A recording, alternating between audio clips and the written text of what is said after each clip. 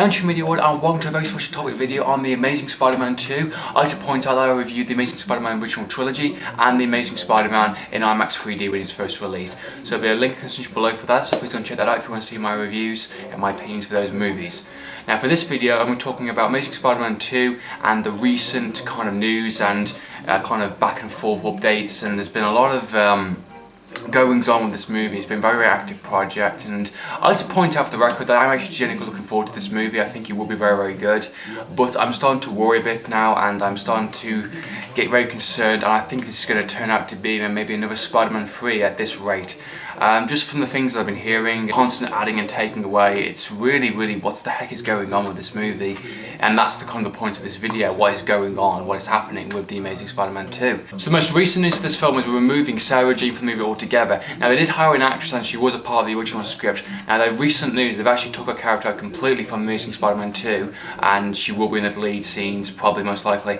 Now this is a huge step. Now according to Total Film, from the article, they've choose to remove it because they thought it was too soon to introduce her character. They're going to do that within the third movie. Being the fact they've already announced Spider-Man 3 and 4, which I'll get to in a minute, I think this is actually, I don't know what the heck is going on, because doing something like that, they must have been working on the movies because it's in production at the moment, and they must have figured from the script and what they've been doing, like, there's too much to do. And holy shit, there is too much fucking to do, because they keep introducing these new characters. There's so many characters they're introducing in this movie, and they're taking away characters now because there's just too much to do. With Emma Stone also coming back for this movie also, and there's been reports of her character being killed off, Green Goblin, that was in the original comics, and now there's been reports of her character not actually being killed off at all, and she actually will be kicking around, and she will be staying around the Spider-Man franchise for a good while now, which is an interesting step to do. I don't know what they're planning, I don't know what they're thinking of doing, but I don't know, I think it's a bit of a mess. An actress who played Mary Jane must have been absolutely pissed, but according to the reports from Total Film, she's actually okay with it, she's actually fine and all that kind of thing. But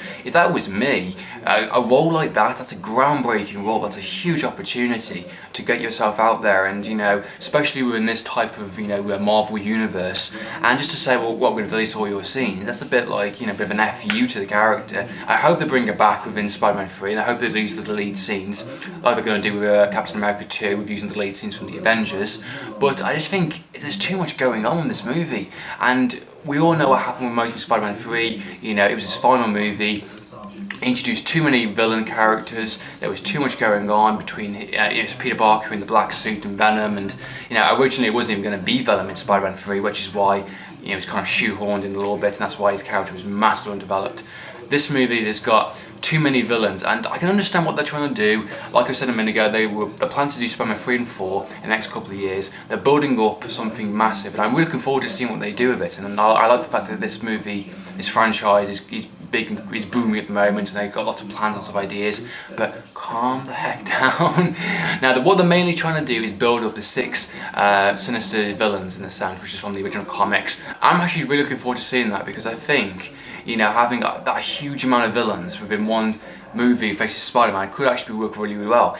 But at the same time, they have to have time to develop all these characters. What they're doing at the moment is introducing, possibly 2 major villains. That's as far as it's already been confirmed. But they're also doing cameos from these other villains, and they're building up to it, which makes me to believe that 3 and 4 are going to be a 2-parter by the looks of it. I look forward to seeing what they can do, if they can pull it off, is have Green Goblin, which is going to be a cameo in this movie. That's what doesn't surprise me, to be honest, being the fact that Norman Osborn's in it, and his son, Harry Osborn's in this movie, which is interesting to say.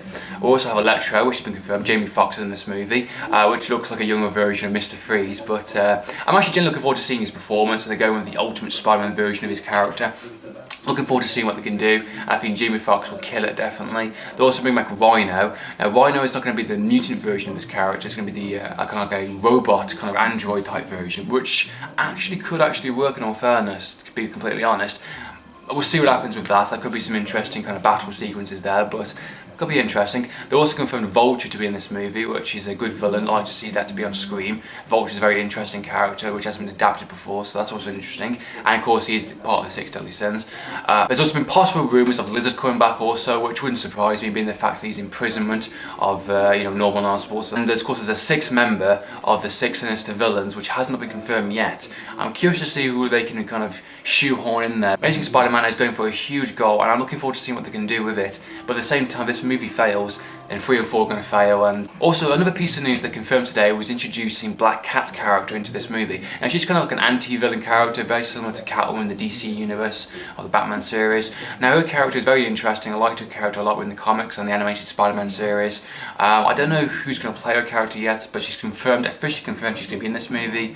She's not going to be part of the, of course, the 6 sinister villains. She's more of an outside character. She's a burglar, and I think she's going to team up with Spider-Man, I think, within this movie.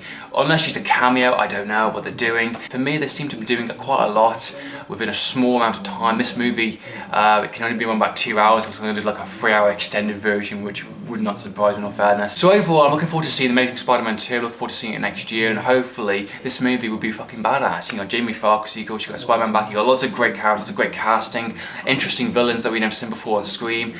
This is an interesting kind of franchise to take this version of Spider-Man 2, and if they do it right, they could pull it off big time. I'm pretty confident in saying that yes, we know what we're doing, we're going to do something kick-ass and awesome, and I really hope the movie delivers, because if it doesn't, it's going to piss off a lot of people, and we're probably going to fucking reboot again in another couple of years. But what are your thoughts and opinions on Amazing Spider-Man 2? Do you think it was too much, too fast? Do you think there's too much going on in this movie? Do you think it's a good thing? Do you think this is where the franchise should go in? Not slow down, go faster and bigger and better? Let us know your opinions, comment down below. So, meantime, today, signing out.